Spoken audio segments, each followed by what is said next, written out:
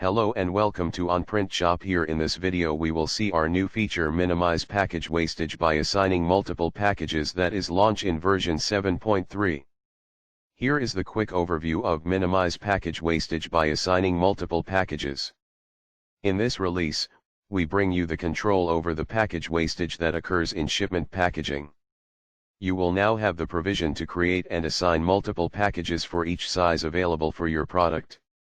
While creating the shipment package, the system will automatically pick the package with the least wastage, keeping the count of the package boxes minimum. To configure multiple shipping packages, go to Admin, then go to Store Configuration, then Shipping Method, then click on Action menu of a shipping method and go to Shipping Package Configuration.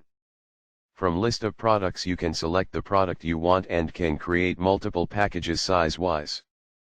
You can click on Add button and create and assign multiple packages for each size available for your product. This is how you can create multiple packages for each size of your product, and minimize the package wastage for shipment packaging.